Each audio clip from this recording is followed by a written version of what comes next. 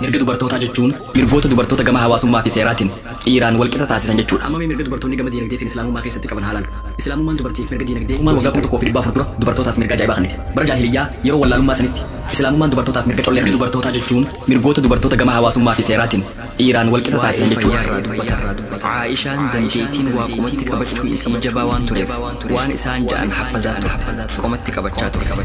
Gama herregaatiinis ogeettiidha.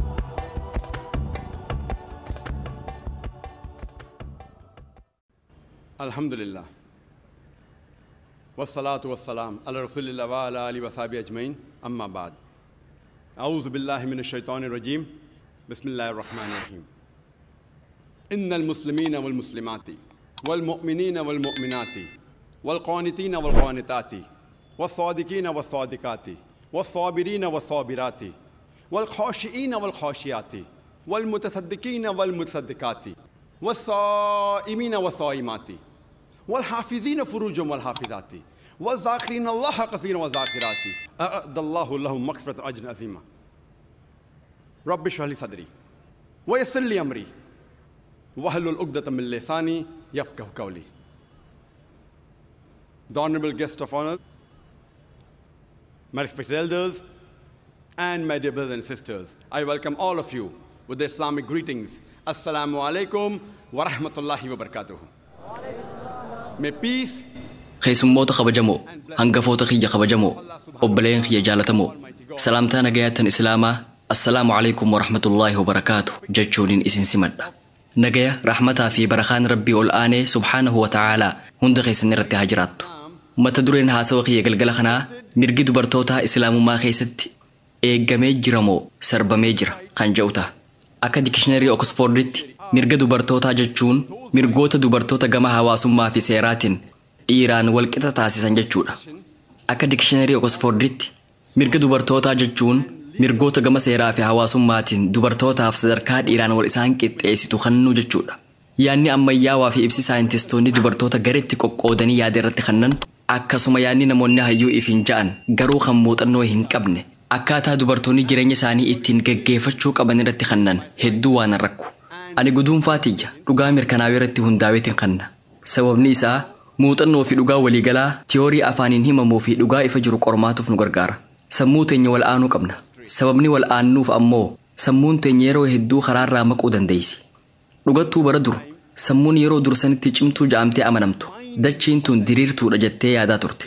Akkaataa miidiyaaleen warra lixaa waa'ee mirga dubartoota islaamarraa haasawaniin yoo walii gallu ta'e mirgi dubartoota islaamummaa keessatti sarbamee jira hin eeggamne yaada jiru fudhachuuf dirqamna. Warri lixaa waa'ee dubartoota bilisoomsuu wanni isaan haasawan qaama isaanii qullatti hambisuu kabajaa isaanii mulqee waan nafsee isaanii ajjeesu malee waan biraati miti. Warroonni lixaa kabaja dubartootaa ol kaafna ja'anii dubbatanis dhugaan jirtu garuu xiqqeessaa sadarkaa gad aantuu sanyoo fi meeshaa hawaasni hundi itti fayyadamutti isaan gad buusaa maqaa aartii fi aadaa ja'uun harka warra sagaggaalummaa daldaluu fi isaaniin gammaduu barbaadanitti gad isaan buusaa jiran. Islaamummaan waggaa 1400 dura dubartootaaf mirga ajaa'ibaa kennite. Bara jaahiliyyaa yeroo wallaalummaa sanitti islaamummaan dubartootaaf mirga collee kennite. Gave women the due rights. If we go back into history and analyze, if duuba deebinee seenaa qorannee wayita laallu wayita seenaa qaroomina baabilooniyaa dubbisnu yeroo sanitti dhiirri tokko yoo nama ajjeese adabbiin silaa inni adabamuu qabu hafee haati warraasaa bakka isaa buutee ajjeefamti. Seenaa qaroomina Giriikii yoo dubbisne ammoo uumama sheekoo keessatti beekamu kan paandooraa ja'amu qaban. Uumamni tun dubartiidha. Isiin tun madda rakkoo fi hammeenya hawaasa keessatti mudatuu ja'amtee beekamti. Qaroomina Giriikii kana keessatti dubartoonni sagaggaalummaa fi ittiin gammaduu qofaaf oolan. Seenaa qaroomina Roomaa wayita dubbisnu yeroo qaroominni kun sadarkaa guddaarra gahee ja'amee amanamutti dhiirri haadha warrasaa akka ajjeesuu danda'u hayyamameefii ture. Dubartoonni meeshaa sagaggaalummaa fi ittiin gammadan qofa turan. Qullaa deemuu fi dhiira hedduu waliin zinaa raawwachuun baraman. Seenaa qaroomina warra Masirii wayita dubbisnus dubartiin akka mallattoo hammeenyaatti fudhatamti. seenaa qaroomina ummata arabaa kan qura'aanni bu'uun dura jirtuu wayita dubbisnu heddumminaan intalti dubraa takka dhalannaan osoo lubbuun jirtuu awwaalaa turan. Alhamdulillah rabbiif galanni haa ga'u. Eega qura'aanni buufameen booda ergamaa xumuraa fi goolabbii Nabi Muhammad sallallahu alaihi wasallam booda dubartoonni mirga isaanii argatan. Sadarkaan dubartootaa ol fuudhamte. Yaadame yeroo jaahiliyyaatti ummanni arabaa ummata dachii tanarra jiru keessaa isa irra doofaa ture. Eega qura'aanni buufameen booda dubartoonni mirga argatan. The status of the women. Imagine in the days of ignorance, it was known as Yawm al-Jahiliyyah. The Arabs were the most ignorant people of that time. And after the revelation of the Quran, the women, they got their due rights. Before we discuss the women's rights in Islam, mirgi dubartootaa islaamummaa keessatti maal fakkaata kan jedhu ilaaluun duratti wantoota muraasa ifa godhuun barbaada. Musliimoonni arraan tana dachii tanarra jiran ummata addunyaarra jiranirraa dhibbeentaa 20 hanga 25 tahan. Ummata addunyaarra jirurraa tokko shanaffaa yookiin tokko afraffaan muslima jechuudha. Musliimoonni gariin islaamummatti dhihoo jiran, gariin ammoo islaamummaarraa fagoo jiran. Namni tokko waa'ee mirga dubartootaa kan islaamummaa keessaa yoo madaaluu barbaade, waan hawaasni muslimaa godhu laalee madaaluun qabu. Waa'ee mirga dubartootaa kan islaamummaa keessaa qoratuun yoo barbaachise, maddeen amanamoo irratti hundaa'uu qabna. Maddeen amanamoo diin islaam wahyii xumuraa fi goolabbii qura'aana kabajamaa akkasuma hadiisota amanamoo ergamaa xumuraa fi goolabbii Nabi Muhammad sallallahu alaihi wasallam. Kanaafuu mirgi dubartootaa islaamummaa keessa jiru maddeen amanamoo qura'aana rabbii fi hadiisota saxiihaa ergamaa rabbii jaalatamaa Nabi Muhammad sallallahu alaihi wasallam irratti hundaa'ee madaaluu qaba. Aayatoonni qura'aanaa walitti hin bu'an, hadiisonni saxiihaatis walitti hin bu'an. Qura'aanaa fi hadiisonni saxiihaa wal deeggaran walitti hin bu'an. Haa ta'u malee hayyoota islaamaa kan dhimma dubartoota irratti yaada garagaraa qaban ni garra. Sababni ammoo hayyoonni kunniin aayaa qura'aanaa takka qofa fayyadamuun aayaalee biroo dhiisuu isaaniiti. Qura'aanni guutumatti dubbifamuu qaba. Qura'aanni guutumatti yoo dubbifame rakkinoonni kunniin furmaata ni argatan. Muslimni dhugaa hundi jaalala rabbii subhaanahu wa ta'ala argachuuf tattaafata. Sun dirqama. Kaayyoon muslimni carraaquuf ijoon beekamaa ta'uuf yookiin fedhinnaa dhuunfaa guuttachuufi miti. Kaayyoon ijoon muslima hundaa jaalala rabbii subhaanahu wa ta'ala argachuuf ta'uu qaba. It's the duty of every true Muslim, whether man or woman, to seek the pleasure of Allah subhanahu wa ta'ala, Almighty God. The main aim should not be to get famous or to satisfy one's own ego. The main aim of every Muslim, whether man or woman, is to seek the pleasure of Allah subhanahu wa ta'ala. Men and women in Islam, they are equal. Islaamummaa keessatti dhiiraa fi dubartiin wal qixa. Haa ta'u malee wal qixxummaa jechuun tokko jechuu miti. Dhiiraa fi dubartiin wal qixa garuu tokko miti. Ijaarsa keessa qaama dhiiraa fi dubartii jidduu garaagarummaa guddaatu jira. Ijaarsa keessa qaamaa, gubbaa qaamaa, xiinsammuu fi uumama qaama ilma namaa irratti hundaa'ee rabbiin ol aane subhaanahu wa ta'ala dhiiraa fi dubartiif gahee garagaraa kenne. Yeroo hedduu dhiiraa fi dubartiin tokko yookiin wal fakkaatuu danda'an. Yeroo tokko tokko ammoo keessa qaamaa, gubbaa qaamaa, xiinsammuu irratti hundaa'anii garaagarummaa qaban. Inni uumaa keenya maaltu nuuf gaarii akka ta'e isaatu beeka. Haasawa kiyya kan mirga dubartootaa islaamummaa keessatti jedhu kutaalee gurguddoo jahattiin qoode. Mirga dubartootaa islaamummaa keessatti gama amantiitiin, mirga dubartootaa islaamummaa keessatti gama diinagdeetiin, mirga dubartootaa islaamummaa keessatti gama hawaasummaatiin, mirga dubartootaa islaamummaa keessatti gama barnootaatiin, mirga dubartootaa islaamummaa keessatti gama seeraatiin, akkasuma mirga dubartootaa islaamummaa keessatti gama siyaasaatiin. Haasawa kiyya kutaalee gurguddoo jahan kana jalattiin qoode. First we'll discuss the spiritual rights of the women in Islam. There is a very common misconception, especially amongst the Westerners. Jalqabarratti waa'ee mirga dubartoota islaamaa kan amantiidhaa ilaalla. Ilaalchi dogongoraa keessattuu hawaasa warra lixaa biratti barame. Kan islaamummaa keessatti jannanni warra dhiiraa qofaaf qophaa'ee jedhutu jira. Warra dhiiraa qofaatu jannata seena ja'an. Ilaalchi dogongoraa kun aayaa qura'aanaa takka qofa ibsuudhaan qulqullaa'uu ni danda'a. Sunis suuraa An-Nisaa suuraa 4ffaa aayaa 124 irratti Rabbiin subhaanahu wa ta'ala kana ja'a. وَمَنْ يَعْمَلْ مِنَ الصَّالِحَاتِ مِنْ ذَكَرٍ أَوْ أُنْثَىٰ وَهُوَ مُؤْمِنٌ فَأُولَٰئِكَ يَدْخُلُونَ الْجَنَّةَ وَلَا يُظْلَمُونَ نَقِيرًا. Dhiiraa fi dhalarraahis namni mu'mina ta'ee hojii gaggaarii hojjete isaan sun jannata seenan hanga tuqaa firii timiraallee hin miidhamanii ja'a. He will surely enter Jannah, he will surely go to heaven, and not the least injustice shall be done to them. The same message repeated. dhaamsi wal fakkaataan suuraa an-nahl suuraa 16 aayaa 97 irratti irra deebi'ee jira. Rabbiin subhaanahu wa ta'aalaa kana jedha. Dhiiraas tahee dubartiirraa nama mu'mina tahee dalagaa gaarii hojjete dhugumatti jireenya gaarii isa jiraachifna. Mindaa isaaniitis irra gaarii waan isaan dalagaa turaniitiin isaan mindeessina. Aayaaleen quraanaa kunneen ifatti wani jannata nama seensisu iimaanaa fi dalagaa gaggaarii akka ta'e nuuf bayaansan. Iimaanaa fi amalu saalihaati. Rabbiin subhaanahu wa ta'aalaa suuraa an-nisaa suuraa 4 aayaa 1 irratti kana jedha. يا أيها الناس اتقوا ربكم الذي خلقكم من نفس واحدة وخلق منها زوجها. O humankind. Yaa ilmaan namaa gooftaa keessan isa lubbuu takkarraa isin uume sanirraahis waahila sii uume sodaadhaa. Kana jechuun waahilli dhiiraa dubartiinis lubbuma takkitti dhiirri irraa uumamerraa uumamte jechuudha. Dabalataan suuraa ash-shu'araa suuraa 42 aayaa 11 irratti kana jedha. فاطر السماوات والأرض جعل لكم من أنفسكم أزواجا. It is he who has created the heaven and the earth. Inni uumaa samii fi dachiiti. Lubbuu teessanirraa qindiiwwan yookiin jaartolee isiniif godhe. Kan jechuun lubbuun cifraan dhiiraatii fi dubartiin irraa uumamte takkittuma. Rabbiin quraana keessatti suuraa as-sajdaa suuraa 32 aayaa 9 irratti thumma sawwaahu wa nafakha fiihi min ruuhihi sanboodaas isa wal qixxeessee ruuhii isaas isa keessatti afuufe. dhaamsi wal fakkaataan suuraa al-hijr suuraa 15 aayaa 29 irratti himamee jira. Yeroo ani isa sirreessee ruuhii yookaan uumaatii irraa taate isa keessatti afuufe isaaf sujuudaa ja'a. Rabbiin wayita ruuhii gara ilma namaatti afuufne jedhu maal nuuf himuu barbaadeeti. Akkas jechuun Rabbiin foon namaa uffatee dhufe jechuu miti yookiin ammoo wanni hundi Rabbi jechuu miti. Hiikaan isaa Rabbiin ol aane beekumsa isaa ilma namaa hundaaf qoode jechuudha. Rabbiin subhaanahu wa ta'aalaa beekumsa qaburraa ilma namaa hundaaf dhiiraa fi dubartiifis kanne. Rabbiin subhaanahu wa ta'aalaa quraana keessatti suuraa al-israa suuraa 17 aayaa 70 irratti akkana jedha.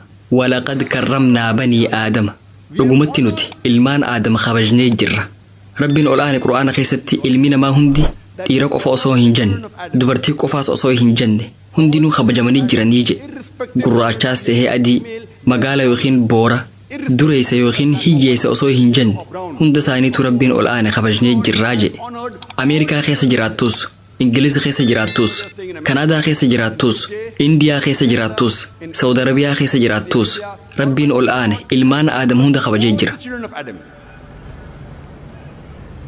There are certain non-Islamic religions who put the blame only on Eve. Amantiileen islaamummaan ala jiran kan badii hunda haadha teenya Hawwaarra kaayantu jira. Isiitu Aadamiin subhaanahu wa ta'aalaa dogongorsee biqiltuu hin nyaatinaa ja'aman nyaachise. Sababa saniif ilmi namaa cufti cubbuu waliin dhalatee ja'an. Macaafa wayita dubbistan Genesis yookiin seera uumaa boqonnaa 3 irratti Hawwaan Aadamiin dogongorsitee muka hin nyaatin ja'ame. Akka nyaatu tan sossobdee fi ilmi namaa cubbuun akka dhalatu tan gooteedha ja'a. Aayaan quraanaa tokkolleen kan badii cufa Hawwaarra kaayu hin jiru. Badiin waluma qixa isaa lachurra kaayamte. Aadamiis Hawwaanis nageenyi isaa lamaan irrattuu haa jiraatu waluma qixa badiin itti muramte. Quraana wayita dubbistan suuraa al-A'raaf suuraa 7 aayaa 19 hanga 27 irratti Aadamii fi Hawwaa yeroo hedduu itti himamee jira. Lameen isaaniitu dogongoruutu isaaniif ibsame. Isaan lachuutu tawbatanii dhiifamni godhameefii jira. Lameen irrattuu badiin wal qixa taatetti muramte. Aayaan quraanaa tokkolleen kan badii kophatti Hawwaarratti mure hin jiru. Haa ta'u malee aayaa quraanaa suuraa Xaahaa suuraa 20 aayaa 121 irratti ibsameetu jira. Aayaa kanarratti Aadam ajaja Rabbii diduutu ibsame. Garuu aayaan tokkolleen kan cubbuu Hawwaarratti mure hin jiru. Quraana keessaa aayaa tokko qofa fuudhanii kaan dhiisuun hin ta'u. Quraana guutuu isaa yoo dubbistan lameenuu badii dalaganii lachuu tawbatanii lameeniifuu dhiifamni godhamuu hubattan. Dabalataan macaafa wayita dubbistan Genesis yookiin seera uumaa boqonnaa 3 lakkoofsa 16 irratti gooftaan dubartiidhaan akkana ja'a. Yeroo ati ulfooftutti ani rakkina kee guddaanan baay'isa. Cimimsuudhaanis mucaa ni deessa. Kana keessaa ammoo abbaa manaa kee ni hawwita. Innis aboo yookiin hoggansa sirriitti qabaataa ja'a. Kanaafuu akka macaafaatti ulfi abaarsa jechuudha. Adabbiidha jechuudha. Gooftaan yeroo ulfaatti rakkina kee guddaa baay'isa. Daa'imaas cinqattee deessaa ja'a. Kanaafuu akka waan adabbii Rabbii taheetti ulfi abaarsa ja'amee amanama. Dabalataanis ati abbaa manaa kee hawwita. Innis aboo yookiin hoggansa si irratti qabaataa ja'a. Dhugatti quraana wayita dubbistan garaagarummaa haalaan walirraa fagoo ta'e gartan. Quraanni faallaa dubbii tanaa nuuf hima. qur'aanni sababaa ulfaatiin sadarkaa dubartiidhaa ol kaase. Qur'aanni suuraa annisaa suuraa 4ffaa aaya 1 irratti gadaameessa kabajaa ja'a. Qur'aanni suuraa luqmaan suuraa 31ffaa aaya 14 irratti namaafis haadhaa fi abbaa isaatti tola ooluu akka qaban dhaamnee jirra. Haati isaa dadhabbii irra deddeebitee mudatteen garatti isa baadhattee ja'a. Qur'aanni haadhaa fi abbaa keessan kabajaa ja'a. Keessattuu haadha teessan. Sababni isaatis dadhabbii irra deddeebitee mudatteen isin ulfooyte. Dadhabbiirraan dadhabbiin isa baadhattee dhukkubbiin isa deesse. Dhaamsi wal fakkaataan suuraa Ahqaaf suuraa 46ffaa aaya 15 irratti ibsamee jira. ووصينا الإنسان بوالديه إحسانا حملته أمه كرها ووضعته كرها. Namoonni abbaa fi haadha isaaniitti tola ooluu akka qaban dhaamne. Haati isaa rakkoon isa baadhattee rakkoon isa deesse. Kana jechuun dhukkubbii haati baadhatte saniif jecha. Dhukkubbii wayita yeroo cimimsuu san mudattuuf jecha. Isii kabajuu qabdan jechuun Qur'aanni nu ajaje. Ulfi dubartii sadarkaa isii ol fuudhe malee isii hin xiqqeessine. Qur'aana wayita xiinxaltan. Rabbiin ol aane namoota akkaataa itti madaaluu qabnu suuraa Hujuraat suuraa 49ffaa aaya 13 irratti nuuf ibse. Chapter number 49, verse number 13, where it says, يا أيها الناس إنا خلقناكم من ذكر وأنثى وجعلناكم شعوبا وقبائل لتعارفوا إن أكرمكم عند الله أتقاكم إن الله عليم خبير. O humankind, Yaa namoota nuti dhiiraa fi dubartiirraa isin uumne akka wal beetaniif jecha sabaa fi gosa isin taasifne. Rabbi biratti irra kabajamaan keessan ka irra Rabbi sodaatu. Rabbiin beekaadha ogeysa. Ulaagaan Rabbiin subhaanahu wa ta'aalaa nama tokko nama biraa irraa ittiin caalchisu saalaa miti, gosaa miti, bifaa miti, qabeenyaa fi umriisii miti. Taqwaadha. Rabbi sodaatuudha.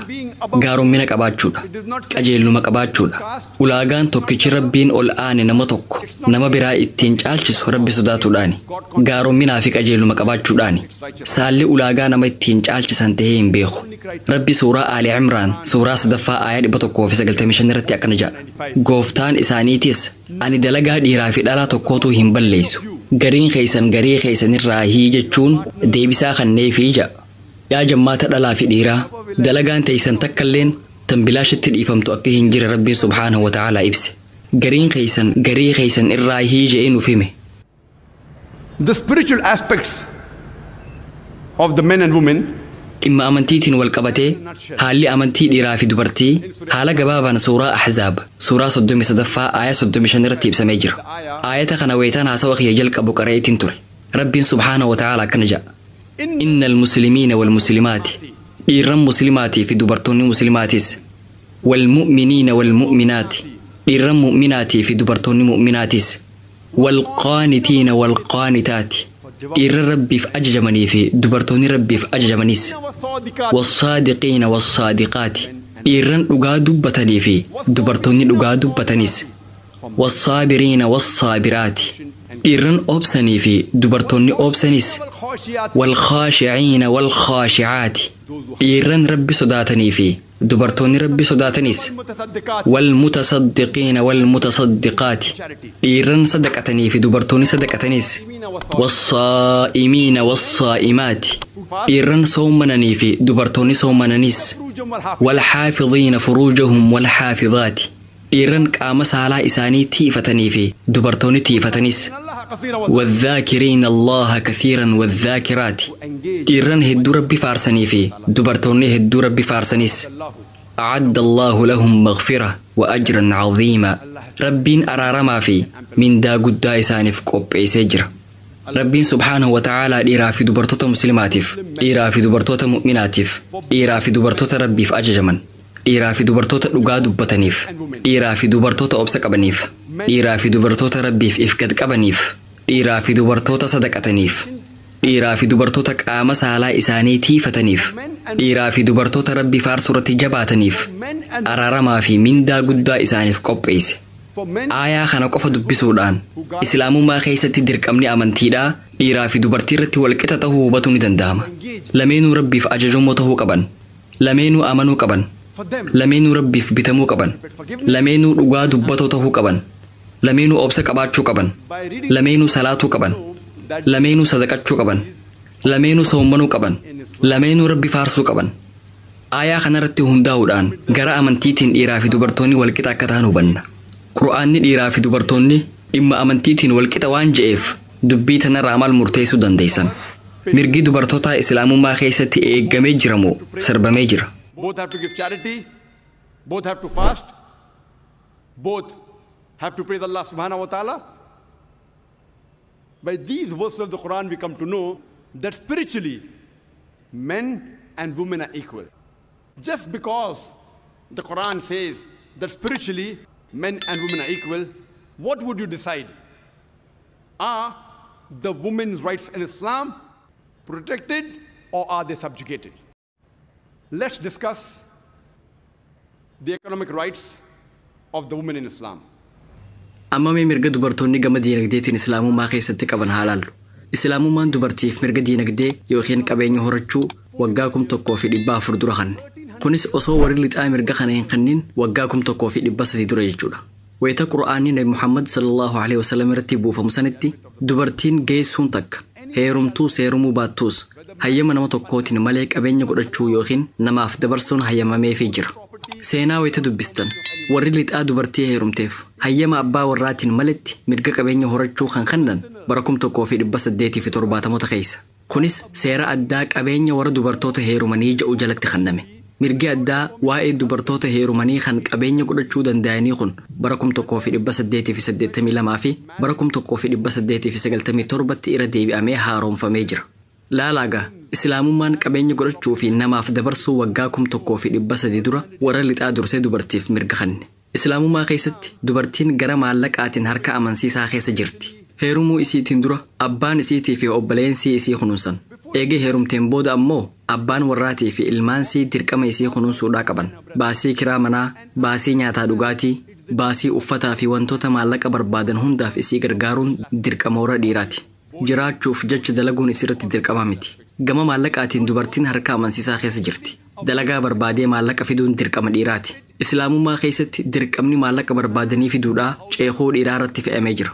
Haa ta'u malee wanti kun sababa addaatiin yoo guutamuu baate dubartiin baatee dalaguu yoo barbaadde hanga daangaa shari'aa keessaa hin bahinitti dalagachuu ni dandeessi. Hijaaba uffachuu qabdi. Qur'aanaa fi hadiisa sahiha hordofuu qabdi. Sababaan ammoo hanga qur'aanaa fi hadiisa sahihaatiin walitti hin bu'initti aayaan qur'aanaa tokkolleen kan dubartiin dalagachuu hin qabdu jedhee dhorkee hin jiru. Hojiiwwan hedduun kan dubartiidhaaf dhorkaa ta'an ni jiran. Dalagaawwan qaama mul'isan. Fakkeenyaaf uffata faashinaa moodeel godhuu, filmiiwwan hojjechuu, shubbisuu, dalagaawwan kunniin hundi dubartiidhaaf dhorkaadha. Dabalataan dalagaaleen dhiiraa fi dubartiirraa dhorkamanis ni jiran. Fakkeenyaaf mana farshoo keessa dalaguu, bakka qumaaraa keessa dalaguu, hojiiwwan nama sossobuudhaan dalagaman hojjechuu, hatuu, mattaa yookiin gubboo kennuu, dalagaawwan kunniin hundi dhiiraafis dubartiifis dhorkaadha. Dalagaa kabajaa qabdu. Tan dubartoonni keenya akka hojjetan barbaannutu jira. Akkasumas dalagaa hedduu tan dubartoonni hojjetuu jaalatantu jira. Fakkeenyaaf mana keessatti nyaata bilcheessuu, meeshaalee suphee tolchuu, huccuu tolchuu, shurraaba dhahuu, akkasumas bakka dhiiraa walitti laaqamuun hin jirretti, bakka hayaan eeggamuttii fi bakka hijaabni kabajamuttis dalaguu ni danda'an. Dalagaawwan kabajaa kanneen akka barsiisummaatis dalaguu ni danda'an. Doktoraa fi narsiis ta'uu ni danda'an. Anjaartiin tiyya, haati tiyyaa fi intalti tiyya hijaaba isaanii akka tiifatan yoon fedhe isaaniifitti dhiheessee wajja haasa'uu danda'uun qaba. Garuu yoo gad qabdanii ilaaltan islaamummaa keessatti dubartiin karaa maallaqaatiin cinqii hin qabdu. Jiraachuuf jecha gad baatee dalaguun isirratti dirqama miti. Maallaqa isii barbaachisu isiif guutuun dirqama dhiiraati. Akkumaan isiniif hime heerumuun duratti dirqamni kan abbaa fi obboleeyyaniiti. Eegee heerumteen booda ammoo dirqamni kan abbaa warraatii fi ilmaaniiti. Baasii kiraa manaa, baasii nyaataa dhugaatii, buusii uffataa fi wantoota maallaqa barbaadan hunda dhiiraatu isiif guuta. Baatee dalagachuun isirraan eeggamu. Garuu yoo hojjette hojiin isii ammoo daangaa shari'aa keessaa yoo hin baane maallaqa harkattu hunda maatii isii irratti baasii godhuuf dirqama hin qabdu. Ifii isiitiif kaayachuu mirga qabdi. Sun mirga isiiti. Garuu yoo waa gumaachuu barbaadde maatii gargaaruu yoo feete godhuu ni dandeessi. Haa ta'u malee namni tokkolleen isii dirqisiisuu hin danda'u. If she wants to take part and help in the financial aspects, she can, but no one can force her. In Islam, during marriage, the woman is on the receiving end. Islaamummaa keessatti yeroo fuudhaa heerumaatti dubartiin maallaqa harkatti. Qur'aanni suuraa An-Nisaa suuraa 4 aayaa 4 irratti akkana jedha. Wa'aatu nisaa'a saduqaatihinna nihla. Dubartootaaf mahrii isaanii jaalalaan isaaniif kennaa ja'a. Islaamummaa keessatti mahriin yookiin qabeenyi wayita nikaaha hidhatan dubartiif kennamu. Gaa'elli sun ulaagaa guutachuuf dirqama mahriin kennamuu qaba. mahriin maletti aruuzni yookiin gaa'illi raawwatamuu hin danda'u. Aadaa Indiyaatti dubbiin faallaadha. Dubartiitu dhiiraaf mahrii kenna. Islaamummaa keessatti ammoo faallaa kanaati. Dhiiraatu dubartii haadha warra isaa ta'uuf deemtuuf mahrii kenna. Haa ta'u malee akka carraa tahee hawaasa musliimaa keessatti wanti kun qoosaa tahaa jira. Ruppii 786 siif kennafaa jenna. Ruppii 786 kophee takka bituun hin danda'amu. Mahriin kenname numa haa ja'aniif jecha ammoo ruppii 2000 yookiin unnii misqaal ja'an. Nabiyyiin sallallahu alaihi wasallam unnii misqaal yookiin giraama xiqqoo akka mahritti kennan ja'an. Yoo qabeenya keessan hanga nabiyyi sallallahu alaihi wasallamii fi Alii ibn Abi Xaalib rabbiin isarraa jaalatu xiqqaate unnii misqaal yookiin misqaala 19 kennu yoo barbaaddan ni ta'a. Garuu isin hanga nabiyyiin sallallahu alaihi wasallam yookiin Aliyyiin radiyallahu anhu qabeenya qaban caalaa dachaa 10 yookiin 100 caaluu qabaachuu maltan. Kanaafuu misqaala 190 kennuu qabdan jechuudha. Nabiyyi hordofuu yoo barbaaddan misqaala 1900 kennuu qabdan jechuudha. Cidha irratti maallaqa haalaan dhangalaafna. Nikaah maqaaf jecha masjida keessatti godhan. Garuu waliimaa yookiin afeerraa cidhaa ammoo dachii bal'oo irratti godhan. Ruppii hedduu irratti dhangalaasna. Ruppii miliyoonaan lakkaa'amu irratti dhangalaasna. Garuu mahrii ruppii 786 kennuu barbaanna. Islaamummaan qoosuu barbaannaa? Musliimoonni gariin akka carraa tahee aadaa Indiyaatiin butamaa jiran. Akka aadaa Indiyaatti mahrii kana dubartiitu nama abbaa warraa isii ta'uuf deemuuf kenna. Gatiin ammoo gabaarratti hundaa'ee garaagarummaa qaba. Nama kolleejjii irraa eebbifametti heerumuu yoo barbaadde ruppii miliyoona walakkaa kafaluu qabdi. Injiinaratti heerumuu yoo barbaadde ruppii miliyoona 1 kennuu qabdi. Yoo doktoratti heerumuu barbaadde ruppii miliyoona 5 kafaluu qabdi ta'a. Akkuma hoolaa fi horiin gabaarratti gurguramuu fakkaatti dubbiin. Islaamummaa keessatti dubartiirraa mahrii eeguun haraam dhoorkaadha. Qajeelaanis tahee karaa biraatiin mahrii dubartiirraa barbaaduun dhoorkaadha. Maatii intala heerumsiisurraa qabeenya barbaaddee itti himuun hin ta'u. Ilmi kiyya makiinaa maarchadiis jaamtu oofuu barbaada jettee itti himuun qabdu. Akkana jechuun kee mahrii ilma kiyyaa makiinaan barbaada jechuu keeti. Ilmi kiyyaa apaartimantii kutaa hirribaa 3 qabu keessa jiraachuu fedha yoo jettees ilma kiyyatti heerumuudhaaf mana kutaa hirribaa 3 qabu kennuu qabda jechuu keeti. Islaamummaa keessatti mahrii karaa qajeelaanis tahee karaa biraatiin dubartiirraa eeguun dhoorkaadha. Yoo maatiinsii intala isaaniitiif kennaa wahii kennuu barbaadan rakkoon hin jiru. Garuu isaan dirqisiisuun yookiin qajeelaanis tahee karaa faallaatiin naaf kennaa jettee gaafachuun islaamummaa keessatti dhoorkaadha. Kanaafuu islaamummaa keessatti dubartiin yeroo cidhaa qabeenya harkattootu jira. Dabalataan dubartiin sun hanga feete dureettii taatus hiyyeettiis taatu. Gurbaan fuudhu ammoo dureessaas ta'u hiyyeessaas ta'u mahrii kennuufii qaba. Dirqama. Ammaas dubartii san kunuunsuun baasii manaa, soorata, uffataa fi kennaa birootis guutuufiin dirqama isaati. Haati warraatiyee dureettiidha. Ani hiyyeessa. Kanaafuu hin dalagu jechuu hin danda'u. Dirqamni ammaas kan isaati. Akka carraa tahee yoo nikaah walirraa hiikuun dhufe yookiin ammoo dubartii jalaa abbaa warraa yoo du'e yeroo iddaa keessa turtu sanitti baasiin isiin guutamaaf. Yoo ulfooytee rakkoon ammoo dubbanne ilmaan sii mudate hanga gaafa deessuutti kunuunsi isiif godhamu ittuma fufa. Eega daa'imni dhalateen boodaas hanga guddatee bakka gahutti gargaarsi maallaqaa isiif godhama. Islaamummaa keessatti dubartiin qabeenya dhaaluu ni dandeessi. Amantiilee hedduu keessatti dubartiin akka qabeenya dhaaltu isiif hin hayyamamu. Qabeenya firrisii dhiisee biraa du'e irraa qoonni isiin harkattu hin jiru. Garuu islaamummaa keessatti dubartiin qabeenya ni dhaalti. Dhaalmayaan wal qabatee warri musliman tahin dubartiin maaf walakkaa hanga dhiirri harkatuu dhaalti. Komii ja'u dhiyeessan. Kun dubartii cunqursuudha jechuun qeequu barbaadan. Garuu loojikii waan kanaan duuba jiru yoo xiinxaltan hikmaa rabbii keenyaa ni hubattan. Akkumaan daqiiqaa muraasa dura isiniif hime islaamummaa keessatti maallaqa manni tokko barbaadu hojjetee fiduun dirqama dhiiraati. Dubartiin takka heerumuun dura abbaa fi obboleen isiitu isii kunuunsa. Eega heerumteen booda ammoo abbaa warraatii fi ilmaan isiitu baasii manaa, nyaataa fi dhugaatii, uffataa fi baasiilee biroo isiif guuta. Qur'aana yoo dubbistan waa'een dhaalmayaa bakka hedduutti ibsamee jira. Suuraa Al-Baqraa, suuraa 2ffaa ayaa 180, suuraa Al-Baqraa, suuraa 2ffaa ayaa 240 irratti, suuraa An-Nisaa, suuraa 4ffaa ayaa 7 hanga 9 irratti, suuraa An-Nisaa, suuraa 4ffaa ayaa 19 irratti, suuraa An-Nisaa, suuraa 4ffaa ayaa 33 irratti, suuraa Al-Maa'idaa, suuraa 5ffaa ayaa 106 hanga 108 irratti bakka hedduutti himamee jira. Garuu qajeelatti aayaan dubartiin hangam akka harkachuu qabdu ibse suuraa An-Nisaa suuraa 4ffaa ayaa 11 hanga 12ti. Rabbiin akkana jedha. Rabbiin ilmaan keessaniif kana isiniif dhaama. Dhiiraaf fakkaataa qooda dubartii lamaatu jira. Yoo dubartiin lamaa fi sanii ol tahan 2/3 waan inni dhiiseetu isaaniif jira. Yoo takka qofa taate walakkaatu isiif jira. Aayaan itti fufa. Yoo namni du'e sun ilmaan dhiisee biraa du'e abbaa fi haati isaa tokko jahaffaa argatan. Yoo ilma hin qabaanne ammoo haati isaa tokko sadaffaa argatti. Aayaan itti fufa. Yoo ilmoon isaaniif hin jiraatin walakkaa waan haati manaa teessan dhiifteetu isiniif jira. Yoo ilmaan jiraatan ammoo tokko afuraffaatu isiniif jira. Waan haadha warraa teessaniif dhiiftanirraa ammoo yoo ijoolleen hin jiraanne tokko afuraffaa argatti. Yoo ijoolleen jiraatan ammoo tokko saddeettaffaa argatti. Waan kanaaniif hin cinqinaa. Gara manaa galaatii Qur'aana banaa suuraa Annisaa suuraa afuraffaa aayaa 11 hanga 12 laala. Salphaadha. Hedduminaan dubartiin waan dhiirri maatirraa dhaalu walakkaasaa argatti. Tanaa walii galla. Garuu yeroon qabeenya walqixaa dhaalanis ni jirti. Fakkeenyaaf namni du'e sun ilmaan yoo qabaate abbaa fi haati isaa tokko jahaffaa argatan. Garuu yoo ijoolleen hin jiraanne haati tokko sadaffaa argatti. Kana jechuun hanga abbaan argatu caala argatti jechuudha. Haa ta'u malee akka waliigalaatti hedduminaan dubartiin waan dhiirri argatu walakka argatti. Ilmi dhiiraa tokko hanga dubartiin argattu caalaa dachaa lamaan argata. Abbaa warraa waan haati warraa argattu caalaa argata. Hedduminaan haala kanaatu jira. Loojikiin waan kana duubaan jiru maali? Akkumaan dura ibsetti dhiirri nama dirqama baasii manaa ifirratti fudhatu waan ta'eef haala kanaan qoodame. And after giving the shares of the other people, if $150,000 fakkeenyaaf nama du'e tokkootu jira haa jennu. Namni kun eega qabeenya qabu firoottan isaa hundaaf qoodee fixeen booda ijoollee isaatiif $150,000 dhiisee haa jennu. Namichi kun ilma tokkoo fi intala takka qaba. Qabeenya qabu namoota kaawwaniif kanneen $150,000 yoo hafe ilmi $100,000 fudhata. Mucayyoon ammoo $50,000 argatti. Namoonni kana ilaalanii haqni dabee jira. Intalti maaliif waan gurbaan argate walakkaa argatte jedhan. Garuu loojikiin kana duubaan jiru. Mucaan dirqama baasii mana keessaa guutuudhaa qaba. Wanni ani isin gaafachuu barbaadu. Dhiira taatanii $100,000 fudhattanii waan argattanirraa dhibbeentaa 80 yookiin 90 maatiif baasii godhuu filattammoo.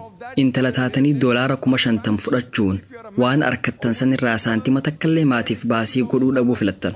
Yoo dhiira taatanii $100,000 dhaaltan tarii dhibbeentaa 80 yookiin 90 baasii maatii irratti fixxan ta'a. Hagamtu isinii hafere $20,000 yookiin 10,000. Yoo intala taatan ammoo $50,000 argattanii guutuu isaa bakka feetan kaayattan. Kanaafuu $100,000 dhaaltanii 20 yookiin 10,000 isinii hafuumoo $50,000 dhaaltanii hunda ifumaa kaayachuu filattan. Osoo Rabbiin jara lameeniifuu walqixa akka qooddatan godhe silaa an mata duree mirga dhiirran islaamaa jedhu irratti haasa'aa ture. Rabbiin wayita qabeenya qoodu walqixa akka qooddatan isaan taasise. Eega dirqama baasii manaa dhiirarra kaaye dhiirri waan dubartiin argattu caalaa dachaa akka argatu qabu ni beeka. Yoo san hin taane haqa dabsuu taati. Qur'aana keessatti suuraa Annisaa suuraa 4 aayaa 40 irratti akkana jedha. Rabbiin waa xiqqollee nama hin miidhu. Kanaafuu hikimaa waan kana duubaan jiru yoo hubattan qajeelfamni uumaa keenyaan kenname hunda caala guutuu ta'uu isaa hubattan. Kanaafuu dubartiin islaamummaa keessatti dhimma maallaqaatiif hanga dhiiraa hin cinqattu. Duuba haala kanaan mirgi isaanii sarbamee jira moo eeggamee jira jettan. Just because the women in Islam are financially more secured than the men, what would you say? The women in Islam, are they protected or are they subjugated? Let's discuss social rights of the women in Islam. Waa'ee mirga hawaasummaa dubartootaa kan islaamummaa keessaa haalaallu. Waa'ee mirga hawaasummaa dubartoota islaamaa gara kutaalee garagaraa afurittiin qoode. Mirga intala muslimaa, mirga haadha warraa muslimaa, mirga haadha muslimaatii fi mirga obboleettii muslimaati. Durarratti mirga intala muslimaa laalla.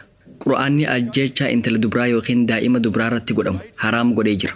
Qur'aanni suuraa At-Takwiir suuraa 81ffaa aayaa 8 hanga 9 irratti akkana jedha. Intalti lubbuun awwaalamte maaliif akka ajjeefamte hoggaa gaafatamte jedhee aayaan itti fufa.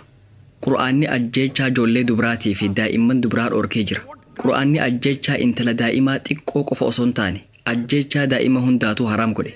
Qur'aanni suuraa An'aam suuraa 6ffaa aayaa 151 irratti ilmaan keessan beelaaf jecha hin ajjeesinaa nuutu isinii fi isaanis sooraa ja'a. Rabbiin dhaamsa kana suuraa Israa suuraa 17ffaa aayaa 31 irratti irra deebi'ee nuuf hime. Ilmaan keessanis sodaa hiyyummaatiif jecha hin ajjeesinaa isaanii fi isinis nuutu soora. Dhugumatti isaan ajjeesuun badii guddoo taatee jirtii ja'a. BBC irratti sagantaa assignment jedhamu tokkotu jira. Mata dureen qopheessanii Let Her Die ja'a. Gaazexeessituun lammii Ingiliz tan Emily Bekenaan jedhamtuutu jira. Ingiliz irraa dhuftee Indiyaatti qorannoo eega gaggeessiteen booda Indiyaa keessatti guyya guyyaan ulfii garaa jiru. Intala ta'uun isaa eega beekameen booda ulfa 3,000 oltu garaa baafamaa jette. Lakkoofsa kana 365 yoo baay'istan waggaan ulfi miliyoona 1 ol Indiyaa qofatti ni baafama. Garaa keessatti intala ta'uun isaa eega beekameen booda jechaadha. Akka gabaasa hospitaala mootummaa Taamil Naaduutti ijoollee dubaraa dhalatan 10 keessaa hospitaala Taamil Naaduutti 4 beekaa ajjeefaman. Biilboordii fi taappeellaawwan gurguddaan naannolee akka Ajastaanii fi Taamil Naaduutti argaman. Ruppii 500 baasii godhaatii ruppii 500 hambifadhaa jaanii beeksisan. Akkana jechuun isaanii ruppii 500 baasii godhaatii altaraasoonogiraafiin garaa keessan laalama. Wanni garaa keessan keessa jiru intala yoo taateef irraa baasaa. Haala saniin maallaqa guddaa isii guddisuuf itti baaftanii fi gaafa heerumtu ammoo gabbara gurbaaf kennitan hambifadhaa jechuudha. Ruppii 500 baasii godhaatii ruppii 500 hambifadhaa. Daldala ajaa'ibaati. Sababa gocha shayxaanaa female infanticide intala eega dhalatteen booda ajjeesuu fi female feticide intala garaa keessaa baasuu kanaatiif jecha reeshiyoon saala lamaan jidduu jiru akka wal caalu ta'e. Akka lakkoofsa ummataa bara 1900 takkaatti dhiira Indiyaa 1,000 dubartii 972tu gahaa ture. Addaduma saayinsiin guddataa dhufeen daa'imni garaa jiru dhiira yookiin dubara ta'uu adda baasuun dandahame. Kanaafuu akkuma saayinsiin guddataa dhufeen dubartoonni ammoo cunqurfamuu jalqaban. Akka lakkoofsa ummataa bara 1980 takkaatti Indiyaatti dhiira 1,000 dubartoota 934tu ture. Akka lakkoofsa ummataa bara 1990 takkaatti dhiira 1,000 dubartoota 927tu jira. Gartanii addaduma saayinsii fi teknooloojiin guddataa dhufeen dubartoonni cunqurfamuu itti fufan. Akkumaan isiniif hime wanni warri lixaa dubartoota bilisoomsina ja'anii haasawan gocha fokkotaa intala dubaraa uffata irraa mulquun qullaa dhaabanii ulfina sii xiqqeessanii nabsee sii ajjeesuu yoo taate malee waan biraatii miti. Gochi fokkotaan intala dubaraa eega dhalatteen booda ajjeesuu fi osoo garaa jirtuu garaa baasuun kun osoo dhaabbate Indiyaa keessatti waggoota 10 itti aanan muraasa keessatti reeshiyoon dhiiraa fi dubartoota jidduu jiru inshaa Allah wal qixxaata. Rabbiin subhaanahu wa ta'aalaa uumaan keenya ajjechaa ijoollee dubaraa dhorkuu qofaan hin dhaabbanne inumaa nama sababa intalti isaaf dhalatteef jecha gadditti dhagahamu ni qeeqe. Qur'aanni suuraa An-Nahl suuraa 16 ayaa 58 hanga 59 irratti akkana jedha. Tokkoon isaanii wayita intala dubaraatiin gammachiifame gaddaan guutamee fuulli isaa gurraachoma. Fokkina waan ittiin gammachiifameerraa dhiiroo salphina kanarratti hin cichee isii qabadhamoo biyyee keessattiin isii awwaala jechuun namootarraa dhokata. Dhagaha murtiin isaan muran waa fokkottee ja'a Rabbiin guddaan. Qur'aanni waan intalti dubaraa namaaf dhalatteef jecha yaaddawanii gadduuhuu ni qeeqe. Ajjeesuu miti waan intalti siif dhalatteef jecha gadduunuu dhorkaadha. Rabbiin subhaanahu wa ta'aalaa waan kanan jaalatu qeeqee jira. Ergamaan Rabbii jaalatamaan Nabi Muhammad sallallahu alaihi wasallam saxiixa Muslim mujallada 4 keessatti namni ijoollee dubaraa lama jaalalaan guddisee bakkaan gahe guyyaa qiyaamaa anaa fi inni akkanatti walitti dhihaanna jechuun quba isaanii lamaaniin akeekan jannata keessatti jechuudha. Hadiisa saxiixa biraatiin namni ijoollee dubaraa lama jaalalaan guddise jannata seenaa ja'an. Ergamaa Rabbii jaalatamaan Nabi Muhammad sallallahu alaihi wasallam waa'ee walqixxummaa qofa dubbatanii hin dhiifne walqixxummaa irrattis dalaganii jiran. Gaaf tokko namni tokko ilma isaa tokko dhungatee tafa gubbaa kaa'e garuu intala isaa akkas hin goone. Nabiin sallallahu alaihi wasallam namni kun sirrii hin dalayne intala isaatis dhungatee tafataan irra kaayuu qabaa ja'an. Now we'll discuss the rights of the wife in Islam. Most of the other religions besides Islam. Amma waa'ee mirga haadha warraa musliimarraa haasoyina. Amantiileen islaamummaan ala jiran hedduun dubartii akka meeshaa shayxaanaatti ilaalan. Garuu Qur'aanni dubartii akka muhsinaatti isii ilaala. Muhsinaa jechuun dahannoo shayxaanarraa nama dhorkitu jechuudha. Sababni isaa dubartiin gaariin tan karaa qajeelaarra jirtu. Abbaan warra sii karaarraa jallatee xurree dogongoraarra akka hin buune dhorkuun karaa qajeelaarratti isa teessiti. Sababa kanaaf muhsinaa ja'amtee yaamamte. Dahannoo shayxaana namarraa dhorkitu. Qur'aanni suuraa An-Nisaa suuraa 4 ayaa 21 irratti gaa'ila waadaa qulqulluu jechuudhaan ibse. Nikaan waadaa kabajamaa qulqulluu abbaa warraa fi haadha warraa jidduutti godhamu akka ta'e ibse. Qur'aanni suuraa Ruum suuraa 30 ayaa 21 irratti akkana jedha. Lubbuma teessanirraa akka gara isaaniitti boqottaniif niitii yookiin jaartii isiniif uumuu fi jidduu teessanittiis jaalalaa fi mararfannaa godhuun mallattoo isaatirraayi. Ergamaa Rabbii jaalatamaan Nabi Muhammad sallallahu alaihi wasallam saxiixa Bukhaarii mujallada 7 kitaabun nikaah boqonnaa sadaffaa hadiisa 566 kana jaan yaa dargaggoota namni fuudhuu danda'u haa fuudhu dabalataan ergamaan rabbii sallallahu alaihi wasallam islaamummaa keessatti monoksummaan fuudhaa fi heeruma lagatanii mana amantiitti galanii achuma keessa qofa jiraachuun hin jiru ja'an akkasuma ergamaan rabbii sallallahu alaihi wasallam namni bultii jaarrate iimaana isaa walakkaa guuttatee jiraa ja'an yeroo takka wayitaan sagantaa gaafii fi deebisaarra turetti namni dhiiraa tokko kana jechuun yoona haadha warraa lama fuudhe amantii tiyya guuttadhe jechuudha je'ee gaafate ergamaan rabbii sallallahu alaihi wasallam wayita gaa'illi iimaana keessan walakkaa guuta ja'an maal jechuu isaaniiti gaa'illi sagaggaalummaarraa nama dhorka zinaarraa nama dhorka yoo gaa'ila raawwatte qofa carraa abbaa warraa fi haadha warraa ta'uu argatta yoo gaa'ila raawwatte qofa carraa abbaa fi haadha ta'uu argatta kun ammoo islaamummaa keessatti dalagaa akkaan jabduudha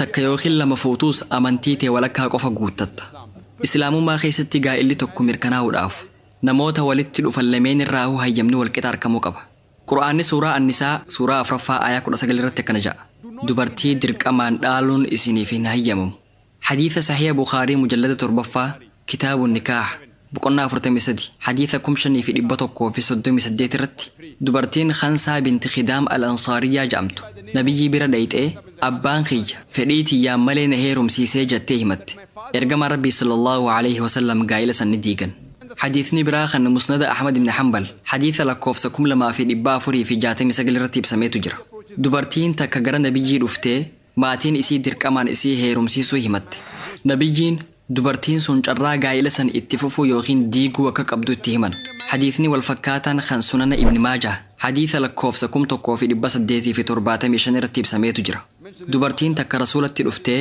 maatiin tiyya fedhii tiyyaan malatti humnaan na heerumsiisan jettee himatte nabiyyiin sallallahu alaihi wasallam yoo barbaadde bultii keessa jirtu tana itti fufuu dandeessa yoo barbaadde ammoo diiguu dandeessa ja'aniin dubartiin sunis an gaa'ila itti fufuun barbaada garuu dubartoonni maatiin isaanii humnaan nama isaan hin barbaannetti akka heerumsiisuu hin dandeenye akka beekaniin barbaadaa jette. The Quran says in Surah Baqarah, chapter number 2, verse number 228. Qur'aanni suuraa al-Baqaraa suuraa 2ffaa aayaa 228 irratti akkana ja'a. Akkuma dhiirri dubartiirraa haqa qabutti dubartiinis karaa beekamaa ta'een dhiirarraa haqa qabdi. Dhiirri dubartiirra sadarkaa qaba. Aayaa quraanaa kanarratti hundooyinee dubartootaa fi dhiirri mirga walqixaa akka qaban ni hubanna. Bakki isaan itti adda ta'an hoggansarratti quraanni ifatti akkuma dhiirri haqa irraa qabutti dubartiinis karaa beekamaa ta'een dhiirarraa haqa qabdii ja'a. Garuu dhiirri dubartiirraa sadarkaa qaba. Dubartiinis karaa beekamaa ta'een dhiirarraa haqa qabdi. Garuu dhiirri dubartiirra sadarkaa qabaa ja'a. Musliimoonni hedduun hima xumuraa kan garuu dhiirri dubartiirra sadarkaa qaba jedhu karaa dogongoraatiin hubatanii dhiirri dubartiini caala yaada jiru fudhatan. Aayaa qur'aanaa ar-rijaalu qawwaamuuna 'ala an-nisaa jedhu fayyadaman. Dhiirri dubartoota irratti ol aanaadha. Dubbii tana rabbiitu dubbate. Dhiirri sadarkaan ni caala. Kanaafuu dhiirri dubartiirra caalaa ja'an. Aayaan qur'aanaa isaan himan kan suuraa an-nisaa suuraa 4ffaa aayaa 34 irra jiru kan ar-rijaalu qawwaamuuna 'ala an-nisaa jedhu jechuunis dhiirran qawwaama dubartootaati jedhu. Hiikaan jecha afaan arabaa kan qawwaam jedhuu maal jechuudha? Qawwaam jechaan hundee aqaama jedhurraa argame dhaabbatuu jechuudha. Salaataan dura aqaamaa goona. Jechi afaan arabaa kan aqaama jedhu dhiirran dubartootarra dirqama dabalataa kan biraa qaban jechuu akeeka. Dhiirran tajaajila dabalataa kan dubartootaaf kennuu qabantu jira jechuudha. Dubartoota irratti aangoo dabalataa qaban yookiin ol aanoodha jechuu miti. Tafsiira Xabarii yoo dubbistan qawwaam jechuun dirqama dabalataa tokko qaban jechuu akeeka kan jiru argattan. Sababni isaa aayaa kanaan dura jiru wayita dubbistan rabbii warra dhiiraatiif dubartoota caalaa humna kennuusaa ibse. Kanaafuu dhiirran kennaa dabalataa kana waan qabaniif dubartoota kunuunsuu qaban jechuudha malee dubartoota irratti aangoo qaban ni moohan jechuu miti. Dabalataan qur'aanni suuraa an-nisaa suuraa 4ffaa aayaa 19 irratti haadha warraa teessan haqasii hunda kennaa fi karaa shari'aatiin wajji jiraadhaa ammoo yoo isii jibbitan oobsaa hin jarjarinaa. Kana jechuun haadha warraa teessan osoo hin jaalannillee jaalalaa fi garaa isiif laafuun kunuunsuutu barbaachisa ja'a. Nuti islaamummaa keessatti dubartoota keenya housewife yookiin jaartii manaa jennee yaamuu hin jaalannu. Jecha housewife jedhu yoo xiinxaltan dubartiin sun manatti heerumte jechuu akeeka. nuti islaamummaa keessatti dubartoonni keenya housewife yookiin yabeet imma beet yookiin jaartii manaa jennee isaan hin yaamnu. Sababni isaa manatti heeruman jennee waan hin yaanneefi. Dubartoonni hedduun dalagaan teessan maali ja'amanii yoo gaafataman afaan Ingiliffaatiin housewife ja'an. Nuti islaamummaa keessatti dubartii teenya homemaker yookiin jaartuu bultii jennee yaamuu filanna. Sababni isaa isaantu bultii jaara. Isaantu taligaa manaatiin dhaabbata. Isaantu haala mana keessa jiru qindeessa. Inshaa Allah dubartoonni amma booda wayita foormii garagaraa guuttan housewife jettanii barreessurra homemaker yookiin jaartuu bultii kan jedhu barreessaa. Sababni isaa isiniitu taligaa manaatiin dhaabbata. Islaamummaa keessatti dhiirri akka mootiitti dubartiin ammoo akka meeshaa isaatti yookiin akka gabraatti hin laalamtu. Dubartii fi dhiirri sadarkaan isaanii walqixa. Isiin namuma akkasiitti heerumte. Gaheen isiitis akka waahila jireenyaatti ilaalamti. Qur'aanni asirratti dubbii bareedduu nuuf hime. Suuraa Al-Baqraa suuraa 2ffaa aayee 187 irratti hunna libaasun lakum wa antum libaasun lahunna. Isaan uffata keessani isinis uffata isaaniitii ja'a. Kana jechuun dubartiin teessan uffata keessani isinilleen uffata dubartii teessaniiti jechuudha. Dalagaan uffataa bareechuu dhoysuu ittisuudha. Jaarsaa fi jaartiin hanqina yookiin mudaa waliin dhoysan wal bareechan wal gargaaran akka harkaa fi guwaantii harkatti kaayataniiti. To conceal, to protect. The husband and wife, they conceal each other's faults. They beautify each other. They help each other. It is a role of hand and glove. Let's discuss. Amma ammoo waa'ee mirga haawwan islaamummaa keessatti qaban laalla. Mirgi isaanii maal akka fakkaatu dubbanna. Rabbiin Qur'aana keessatti suuraa Al-Israa suuraa 17ffaa aayee 23-24 irratti Rabbiin kee gabrootan isaa isa malee waan biraa akka hin gabbarre ajajee jira. Ammallee Rabbiin haadhaa fi abbaatti tola ooluu ajaje. Yoo osoo ati lubbuun jirtuu tokkoon isaanii yoo waalachuu dullooman isaaniin hin je'in isaaniinis hin lolin jecha bareedaa isaaniin je'i. Haadhaa fi abbaa keetiif goflaa yookiin kooluu laafinsaa gad qabi. Akka gaafa anaa xiqqaa rahmatanaaf godhanii na guddisanitti yaa Rabbi rahmata godhiif je'ee kadhuuf ja'a. Jecha Rabbii guddaa kanarraa wanni hubannu. Eega Rabbi gabbartaniin booda dalagaan itti aantu haadhaa fi abbaatti tola ooluudha. Tokkoon isaanii yookiin lameen yoo dulloomanii gargaarsa teessan kajeelan isaaniin hin je'inaa. Kabajaan isaan dubbisaa. Kooluu teessan talaafinsaa isaaniif gad qabaa. Akkuma isaan gaafa nu ijoollee nu qananiisanitti yaa Rabbi rahmata isaaniif godhi. Isaan kunuunsi. Isaan qananiisi ja'aa kadhaa fi ja'a Rabbiin nuun. Qur'aanni suuraa An'aam suuraa 6ffaa aayee 151 irratti akkasumas suuraa Ankabuut suuraa 29ffaa aayee 8 irratti akkana ja'a. Wabil waalidayni ihsaanaa. Ilma namaatiif haadhaa fi abbaatti tola ooluu dhaamnee jirra. Qur'aanni dhaamsuma wal fakkaataa suuraa Luqmaan suuraa 31ffaa aayee 14 irratti suuraa Al-Ahqaaf suuraa 46ffaa aayee 15 irratti irra deebi'ee nuuf hime.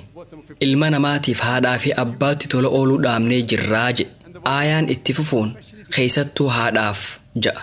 Qur'aanni suuraa Annisaa suuraa 4ffaa aayee 1 irratti gadaameessa si baadhate kabaji ja'a. Ergamaan Rabbii jaalatamaan Nabi Muhammad sallallahu alaihi wasallam hadiisa hedduu keessatti nuuf dhaaman. Sunana An-Nasa'ii kitaaba jihaadaa boqonnaa 6 hadiisa 3106 irratti ergamaan Rabbii sallallahu alaihi wasallam jannanni faana haadha teessanii jala jiraa ja'an. Kana jechuun haati tiyya wayita karaarra deemtu balfa garagaraa keessa yoo deemtees balfisan jannata taha jechuu miti. Wayita Nabiin sallallahu alaihi wasallam jannanni faana haadha teessanii jala jira ja'an wanni isaan nuuf dhaamuu barbaadan yoo haadha teessan jaalattan yoo haadha teessan kabajjan yoo haadha teessaniif ajajamtan yoo haadha teessanitti tola ooltan inshaa Allah jannata seentan jechuu isaaniiti. Hadiisni sahiha Bukhaarii mujallada 8ffaa kitaaba adabaa boqonnaa 2 hadiisa lakkoofsa 2 irratti maxxansa haaree irratti ammoo hadiisa 5971 irratti seenaan tokko himamee jira. Namni tokko gara Nabi Muhammad sallallahu alaihi wasallam dhufee addunyaa tanarraa namni jaalalaa fi rahmata guddaanarraa haqa godhatu eenyu je'ee gaafate. Nabiin haadhateeti ja'aniin. Namtichi irra deebi'ee achi booda hoo je'ee gaafate. Nabiin haadhateeti ja'aniin. Namtichitti fufuun achi booda hoo je'ee gaafate. Nabiin haadhateeti ja'aniin. Namichi ammaas achi booda hoo je'ee gaafate. Yeroo tanatti Nabiin sallallahu alaihi wasallam abbaa keeti ja'aniin. Kana jechuun jaalalaa fi rahmanni kee 75 haadhaaf kennama jechuudha. 25 ammoo tan abbaati. harki sadaffaa jaalalaa fi rahmataa kan haadhaati harki tokko immoo kan abbaati gabaabumatti haati dahaba nahasaa fi meetaa harkatti abbaan ammoo badhaasa hamilee qofaatu isaaf kennama kun waan islaamummaan nu barsiisu wanni kana caalu anaaf hin argamne. The father has to be satisfied with a mere consolation prize. These are the teachings of Islam. I have got no option over it. Let's discuss the rights of the sister in Islam. Amma mirga obboleettiiwwanii kan islaamummaa keessaa haa laallu.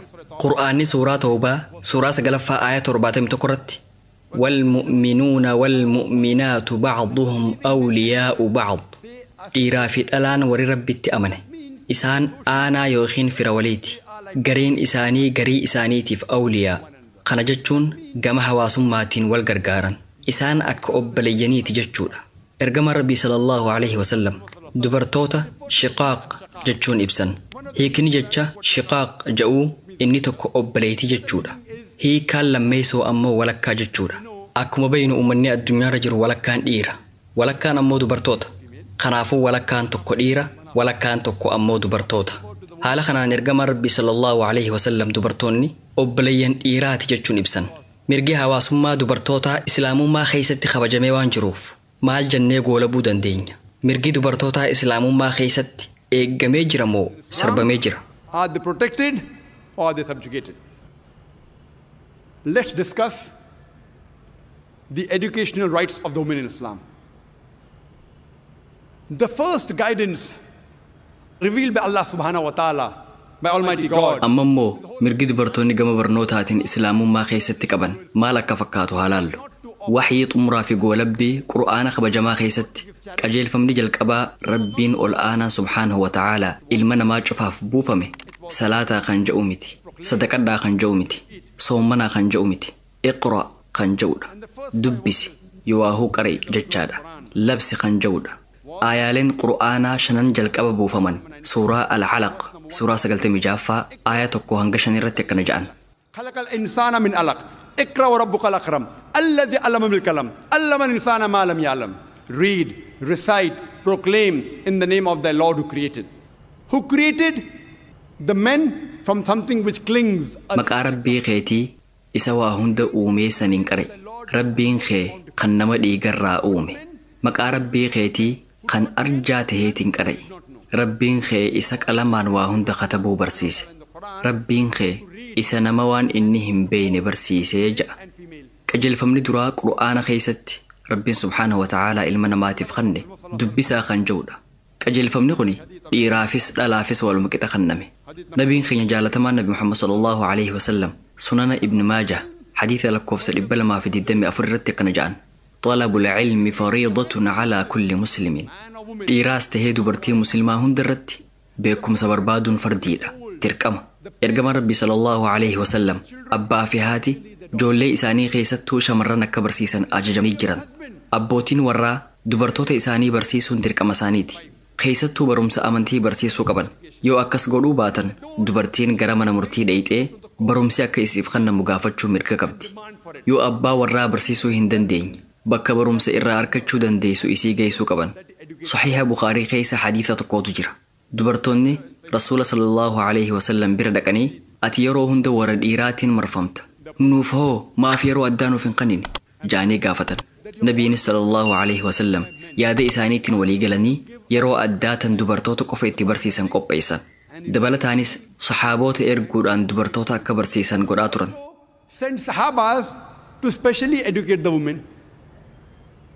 And if you read the history of Islam 1400 years ago in the days of ignorance in Yom seenaa islaamaa wayita dubbistan waggaa 1400 dura yeroo jaahiliyyaa bara wallaalummaatiin booda dubartoota hedduu tan beekumsaan faayamte hedduu garra fakkeenyi gaariin ani isiniif kennuu danda'u Aishaa binti Abi Bakri radiyallahu anha haadha warra rasuulaati sallallahu alaihi wasallam barattuun isii beekamtuun takka tan arwaa ja'amtu rabbii sirraa haa jaalatu qur'aana barachuu irratti wantoota dirqama tahan beekuu irratti halaalii fi haraam adda baasuu keessatti hogbarruu fi walaloo keessatti afaan arabaa seenaa fi hidda dhalootaa beekuu keessatti hayyuu Aishaa caalu takkaa hin garree jette seenaa Aishaa radiyallahu anhaa wayita dubbisnu isiin eega nabiin sallallahu alaihi wasallam gara aakhiraa godaananiin booda waggoota hedduuf jiraachuu isii hubanna. Yeroo sanitti saxaaboota hedduu qajeelchitee jirti. Khulafaa'oota afranillee karaa itti akeektee jirti. Yeroo hedduu wayita keessummoonni iddoo biraarraa dhufanii waa'ee fayyaarraa dubbatan. Caa'ishaan dandeettiin waa qomatti qabachuu isii jabaa waan tureef waan isaan ja'an haffazaa turte. Qomatti qabachaa turte. Gama herregaatiinis ogeettiidha. Eega nabiin sallallahu alayhi wasallam gara aakhiraa godaananiin booda saxaabonni hedduun yoo waa haajaman keessattuu dhimma qabeenya dhaaluu irratti gorsa yoo barbaadan garasii dhufan. Sababniinis dandeettiin herregaa isii jabaa waan tureef. Akka seenaa nutti himtutti Aishaa radiyallahu anhaa hayyoota hedduu barsiifte. Hayyoota garagaraa 88 ol ta'an barsiifte. Gabaabdumatti isiin hayyittii hayyootaati. Karaa isiitiin qofa hadiisni 2210 ta'u gabaafamee nu gahee jira. Fakkeenyi biraa kan Ummu Salamaatis Rabbi sirraa jaalatu ni jira. Isiinis haadha warraa nabiyyiiti. Akka Imaamu Nawawiin ibsetti dubartoota baratan keessaa Ummu Salamaan hayyittii jabduudha. Hayyuun Islaamaa Ibn Hajar ogeettii waa hundaa jee isii yaama. Ammaas fakkeenya birootan nuuf taatu Safiyyaa qabna. Rabbiin isirraa jaalatu. Isiinis haadha warraa Rasuulaati sallallahu alayhi wasallam. Imaamu Nawawiin isillee dubartii beeytuu je'ee yaama. Asumarratti ammaas Faaximaa binti Qeesiitis Rabbi isirraa haa jaalatu kaasuu ni dandeenya. Saxaabiyyaata Rasuulaa keessaa isiinis takka dubartii beekumsa guddaa qabdu. Gaaf tokko saxaaboota waliin dhimma fiqhii irratti wal mormaa turan. Isiin yaada tokko dhiheessite. Aayishaa fi Umar ibn al-Khattaab Rabbi isaanirraa haa jaalatu yaada isiin kaafte irratti walii galuu didaniis yaadni keessirrii miti ja'anii kuffisuu hin dandeenye. Beekumsa jabaa qabdi. Ammaas hayyittii Ummu Suleem qabna. Rabbi isirraa haa jaalatu. Isiin haadha saxaabaa beekamaa Anas ibn Maalik. Rabbi isaanirraa haa jaalatu. Ibn Hajar waa'ee isii hoggaa dubbatu. Isiin dubartii caaqila qaruuteedhaa ja'a. Imaamu Nawawiin ogeettii waa hundaa je'ee isii yaama. Fakkeenya biroo Ummu Dardaa qabna. Rabbi isirraa haa jaalatu. Isiinis haadha warraa Abu Dardaati. Bukhaariin kitaaba isaa keessatti waa'ee isii hoggaa dubbatu. Saayinsii hadiisaa irratti isiin ogeettii jabduudhaa je'e. Hayyittii jabduu Nafiisaas ni qabna. Nafiisaan hayyittii cimtuudha. Barattoota hedduu barsiifte. Barattoota isii keessaa beekamaan tokko Imaamu Shaafi'iidha. Rabbi rahmata isaaf haa godhu. Fakkeenya biroo Aayishaa binti Sa'ad ibn Abii Waqqaas qabna. Isiinis hayyittiidha. Barattoota isii keessaa beekamaan tokko Imaamu Maaliki. Rabbi rahmata haa godhuuf. Yaadaagaa bara jaahiliyyaa ja'amee yeroo yaamamu sanitti dubartoota hedduu hayyuu tahantu ture. Yeroo sanitti namoonni barumsa argachuuf hedduu rakkachaa turan. Garuu nuti yeroo sanitti dubartoota hayyuu hedduu qabna. Imagine in the days of ignorance. In Yawm al-Jahiliyyah, there were several women who were scholars. At that time, people were hardly educated, and imagine we have examples of several women who were great scholars. Let's discuss the legal rights of the women in Islam. Mee ammaas waa'ee mirga dubartoota Islaamaa kan gama seeraatiin jiru haa ilaallu. Seera duratti dhiiraa fi dubartiinis wal qixa. Yoo yakka hojjetan adabbiin isaaniittis wal fakkaatti. Fakkeenyaaf yoo dhiirri tokko dubartii ajjeese namichi sun du'aan adabama. Yoo dubartiinis dhiira ajjeeste akka seera qisaas kan suuraa al-Baqraa suuraa 2 aayee 178 hanga 179 irratti ibsametti isiinis du'aan adabamti. Dabalataan qaama ilma namaa keessaa inni tokko yoo miidhame ija tahee, gurra tahee, harka tahee qaama fedhees haa ta'u kan miidhame dhiiraas haa ta'u dubartii adabbiin waluma fakkaatti. Namni tokko ajjeefamee maatii nama ajjeefamee keessaa namni tokko yoo gumaa yookiin diyaa fudhatee nama yakka san raawwateef dhiifama godhuu fedhe. Maatii san keessaa kan dhiifama godhu dhiiraas haa ta'u dubartii dhiifamni jara lachuutu waluma qixa fudhatama qaba. Dubartiinis mirga dhiifama godhuudhaa ni qabdi. Islaamummaa keessatti yakka raawwatame tokkoof dhiiraafis tahee dhalaaf adabbiin kan nama wal fakkaataadha. Rabbiin subhaanahu wa ta'aalaa Qur'aana keessatti suuraa Maa'idaa suuraa 5 aayaa 38 irratti akkana jedha. Isa waa hatuu fi isii waa hattu harka isaanii irraa muraa. Namni wahii yoo saame dhiiraas haa ta'u dubartii adabbiin isaanii wal fakkaatti. Sunis harka irraa muruudha. Qur'aanni suuraa Nuur suuraa 24 aayaa 2 irratti akkana jedha. Dubartii sagaggaaltuu fi dhiira sagaggaalu hunda isaanii mata matatti 100 garafaa. Dhiiraas tahee dhalaan gaa'ilaan dura yoo sagaggaalan adabbii wal fakkaattu adabaman. Sunis 100 garafamuudha. Islaamummaa keessatti dhiirris dubartiinis seera duratti wal qixa. Dubartiin mirga ragaa bahuudhaa ni qabdi. Amantiilee hedduu keessatti dubartoonni akka ragaa ta'an isaaniif hin hayyamamu. Yahudaan waggoota 50 dura dubartiidhaaf mirga ragaa bahuudhaa haa kenninumoo haa dhorkanu jechaa wal mormaa turan. Islaamummaan dubartootaaf mirga ragaa bahuu kana waggaa 1400 dura kanne. Islaamummaan dubartiidhaaf eegumsa godhee jira. Qur'aanni suuraa Nuur suuraa 24ffaa aayaa 4 irratti akkana jedha. Warra dhalaa sagaggaalummaan maqaa xureessan yoo ragaa 4 hin fidatin jara san adda addaan 80 garafa. Kana jechuun dubartii haalaan if eeydu ta kabajaa qabdu yoo sagaggaalummaan maqaa xureessite waan jette saniif ammoo yoo ragaa 4 hin dhiheeffanne alangeeni 80 garafamta. Islaamummaa keessatti yakka xixiqqoodhaaf ragaa 2 dhiheeffachuu qabdan. Yakka gurguddaaf ammoo ragaa 4 dhiheessuu qabdan. Addunyaa irraa keessatti guyyuu wayita namni maqaa wal xureessu garra. Dhiirri dubartoota ni arrabsa. Hedduun isaanii dubartii mana bunaa jechaa isaan yaaman. Biyya Islaamaa keessatti biyya seera Islaamaatiin bultu keessatti dhiirri tokko yoo akkas je'ee dubartii yaame dubartii mana bunaa je'ee yoo isii yaame akka je'e saniif yoo ragaa 4 dhiheeffachuu hin dandeenye alangeeni 80 garafama. Ragaa 4 dhiheeffatee afranuu yoo hijiban ammoo afranuu 80 garafaman. Islaamummaan hangana dubartiif eegumsa goote. Ameerikaa, Ingilaandi yookiin Kanaadaa yoo Indiyaatti seera akkanatti dubartiidhaaf eegumsa godhu takkaa hin garre. Dubartiin takka dhiirri akkana je'ee na arrabse jettee yoo mana murtii dheexee himatte maal isiif gootan warra lixaa biratti dubartii dhiirri akkana je'ee na arrabse jettee himatte hanga ammaa hin garre. Seera Islaamummaa keessatti garuu badii tanaaf 80 garafamuutu jira. Osoo seerri kun biyyoota garagaraa keessatti dalagaarra oolee dhiirri dubartii arrabsuun duratti yeroo miliyoona irra deddeebi'ee itti yaada. Islaamummaan akkanatti dubartiidhaaf eegumsa goote. Biyyoota warra lixaa keessatti dubartiin takka wayita heerumtu maqaa abbaa warraatiin yaamamuu qabdi. Islaamummaa keessatti garuu dubartiin maquma duraatiin turuu mirga qabdi. Biyyoota Islaamaa hedduu keessatti dubartiin eega heerumteen booda maquma abbaan isiif moggaase qabattee turti. This is how Islam protects the woman. And in the Western world, when a woman marries a man, she takes the name of the husband. In Islam, she has the option to take husband's name or maintain her maiden name. Let's discuss the political rights of the women in Islam. Mee amma waa'ee mirga dubartoota muslimaa kan siyaasaa haa laallu. Islaamummaa keessatti mirga kun maal fakkaata? Rabbiin subhaanahu wa ta'aalaa Qur'aana keessatti suuraa Tawbaa suuraa 9ffaa aaya 71 irratti kana jedha. Walmu'minuuna walmu'minaatu ba'duhum awliyaa'u ba'd. Dhiiraa fi dhalaan warri dhugaa Rabbitti amane isaan aanaa yookiin fira waliiti.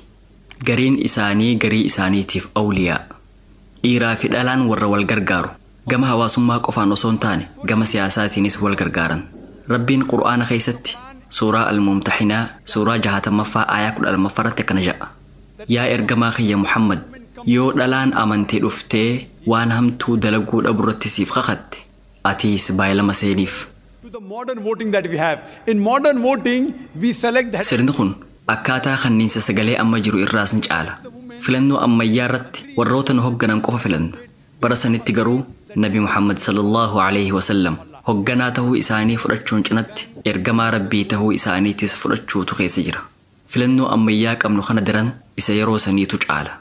Islaamummaa keessatti dubartoonni seera baasuu irrattis ni hirmaatan. Yeroo tokko amiirri mu'mintootaa Umar ibn al-Khattaab Rabbii sarraa haa jaalatu saxaaboota walitti qabuun maharii dubartootaaf kennamuu qabu irratti daangaa haa goonu je'ee mariisisaa ture. Dubartoonni qabeenya guddaa gaafachaa waan jiraniif daangaa itti haa goonu moo je'ee gaafate. Warra achi jiru keessaa dubartiin duubarraan taa'aa turte takka dhimma kana ni mormite. Maqaan dubartii sanii seenaa keessatti hin himamne. Kana jechuun dubartiin sun dubartii beekamtuu miti jechuudha. Dubartoonni beekumsa jabaa qabanii fi sadarkaa qaban ni jiran ture. Garuu dubartii aadii yookiin hin beekamne takkaatu masjida duubarraa mormee Rabbiin subhaanahu wa ta'aalaa maharii irratti daangaa hin goonee jette. Sababni isaa suuraa Annisaa suuraa 4ffaa aaya 20 irratti Rabbiin maharii hanga feetan kennuu ni dandeessan je'ee jira. Kanaafuu uumaan keenya Rabbiin guddaan maharii irratti eega daangaa hin godhin Umar eenyu taheeti maharii irratti daangaa godha jettee mormite. Khaliifaan Islaamaa Umar ibn al-Khattaab Rabbii sarraa haa jaalatu dubbii tana dhageenyaan Umar dogongoree jira dubartiin tun sirriirra jirti je'ee amane. Kana jechuun dubartiin sun seera dabsamuudhaaf ture mormitee dura dhaabbatte. Asirratti hadiisonni sahihaatis ni jiran. Hadiisa Bukhaarii keessatti ibsame tokko irratti dubartoonni gara dirree waraanaa deemuun qooda isaanii gumaachuun ibsamee jira. Loltootaaf bishaan kennuu fi warra miidhame gargaaruun hirmaatanii jiran. Hadiisa Bukhaarii keessa jiru irratti dubartiin Nafiisaa jedhamtu قاف دول أحد صحابوت نبي مرسني دين الرائقان قيسا إسين تك وصم إسان الرادين اتستو مدويتي ترت نبي صلى الله عليه وسلم قوتم ما إسيت فارسني جرن خن قباب مت مرقد برتوتا إسلام ما خيست مال أكا فكاتو أخيخ أكمان در إسيني فيم إسلام ما خيست إيراف الألان والكتا قرو والكتمان والفكين نامتي حال إجارسك آمارتي هنداوي حال أمامارتي هنداوي إيراف الألان غراغرماني قبن سرنا خيسك آماتين تين سمون إجارسك آماتين ججبينك آماتين غراغرماني قبن إجارسك آما خنرتي هنداوي ربين الآن uumaan keenya qooda garagaraa nuuf kenne suuraan isaa suuraa afraffaa aayaa 32 irratti qur'aanni akkana jedha waa hundan hawwina hin khajeelina khanaatu gaarii khananaaf wayya hin je'ina isin hin beeytan rabbii waa hunda beeku khadha wanni isin anaaf gaariidha jettanii yaaddan tarii isiniif gaarii ta'uu dhabuu mala wanni isin hamaadha jettanii yaaddan tarii isiniif gaarii ta'uu mala aayanni hummaaf bu'e jettanii sababaa isaa yoo dubbistan haadha warraa nabiitu waan nabiin sallallahu alayhi wasallam ja'an fudhachuu didan nutis maaf jihaada hin deemne ja'anii gaafatan nuufillee mirgi jihaada godhuu nuuf kennamu qaba ja'an dhaalarratti hoo nuufis maaf walakkaan hin kennamne akka dhiiraatti nutoo maaliif walqixan fudhannee ja'an sanirratti aayanni kun bu'e loojikii dhimma kana duubaan jiru rabbumaatu beeka isin hin beeytan amma dura hikmaa yookiin loojikii dhaalaaf kenname isiniif himeetiin jira dhimma jihaadaa kana ammoo isinuu yaadaa ergamaan keenya jaalatamaan nabi Muhammad sallallahu alayhi wasallam wayita Aishaan rabbi isirraa haa jaalatu jihaada godhuu ni dandeenya jettee gaafattu hadiisa Bukhaarii keessatti ibsameen dubartiidhaaf jihaadni gaariin hajjii sirrii fi guutuu godhuudha ja'anii deebisan waan isaaniif gaarii ta'e rabbiitu beeka diinonni islaamaa dubartiidhaaf maaltu akka hin taane ni beekan garuu waan beekan dhugaa jirtu san hin fudhatan addunyaan warra lixaa miidiyaaleen warra lixaa warri quba isaanii islaamummaatti qabaa oolan kunneen islaamummaan dubartoota ni cunqursa yoo ja'an wanniiniin isiniin ja'u warri haalaan dubartoota cunqursu isini ja'an gaafii salphoo takkaan isaan gaafachuu barbaada wal dorgommii ispoortii irratti dhiiraa fi dubartoonni maaf kophaa dorgoman olompikii irratti fiigicha meetira 100 irratti dhiiraa fi dubartoota wal keessa maqtanii maaf hin dorgomsiifne maaliif dhiirri kophaatti dubartoonni kophaatti maaliif fiigan Why separate for men and separate for women? Why? When you are swimming, freestyle swimming. wal dorgommii bishaan daakii irratti dhiiraa fi dubartoota maaf kophaa daa'isiftan waliin daakuu qaban ture teenisa lafaa fi baadminton irratti baadmintanii dubartootaa baadmintanii dhiiraa ja'ama maaliif akkas ja'ama ispoortii irratti miiksii dabil waan ja'amutu jira dhiira tokkoo fi dubartiin takka gama tokkoon dhiirri tokkoo fi dubartiin takka ammaas gama kaaniin ta'anii wal dorgoman maaliif dhiira lama gam tokko dubartii lama ammoo gama tokko hin goone yeroo ammaa tana gareen tokko dhiira tokkoo fi dubartii takka qabdi gareen morkattuus dhiira tokkoo fi dubartii takka qabdi eega dhiiraa fi dubartiin wal qixa jettan garee tokkicha dhiira gootanii garee ta'an ammoo maaf dubartii hin goone sababni isaa warri lixaa dhiiraa fi dubartiin humna qaamaatiin gargar akka ta'an ni beekan isin warri miidiyaa gara abbootii murtii olimpikaa dheeyxanii dubartoota maaliif cunqursitan jettanii maaliif ittiin himne warri dhiiraa fi dubaraa akka waliin fiigan maaf godhuu dhabdan jettanii maaliif hin gaafanne miidiyaa tokko kan seera olimpikaa kana balaaleeffate gartanii beeytu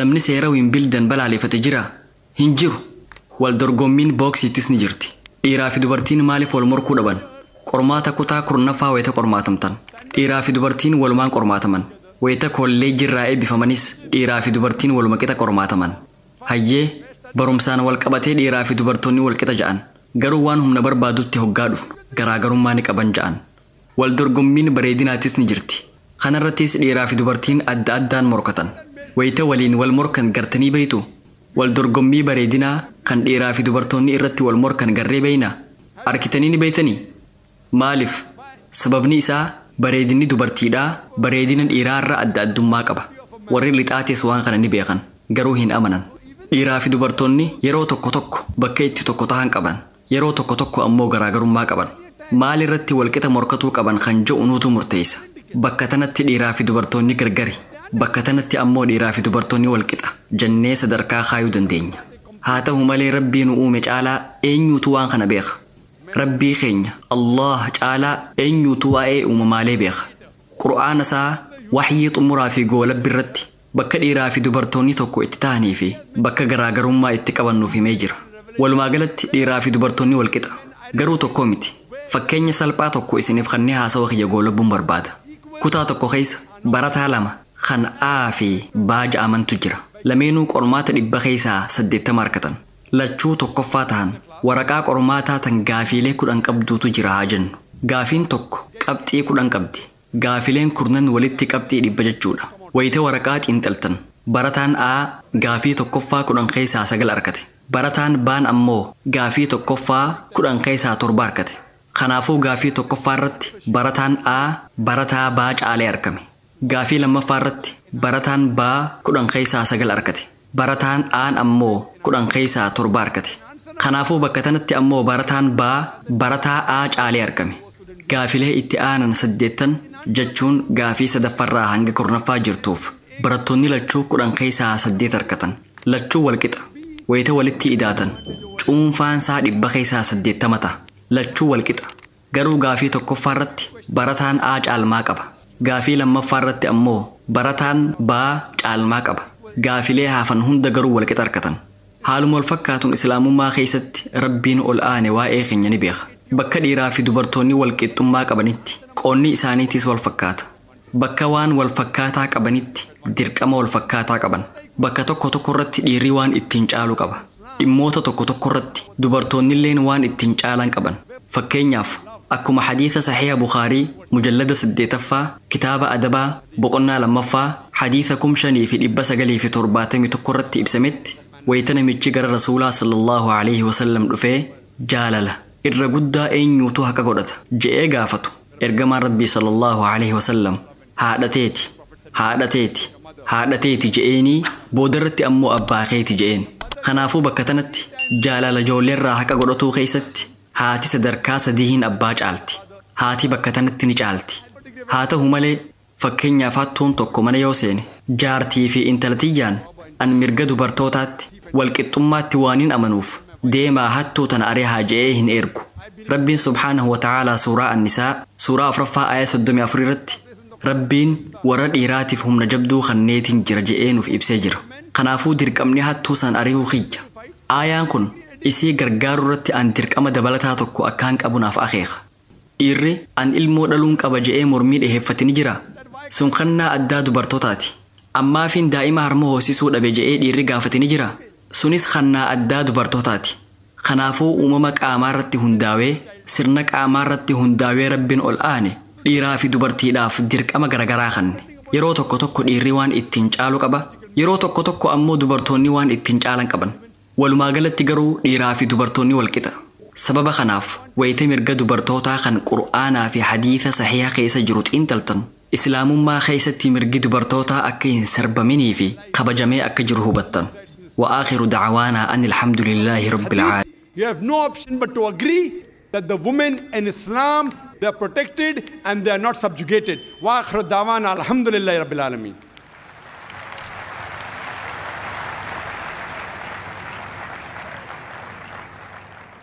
جزاك الله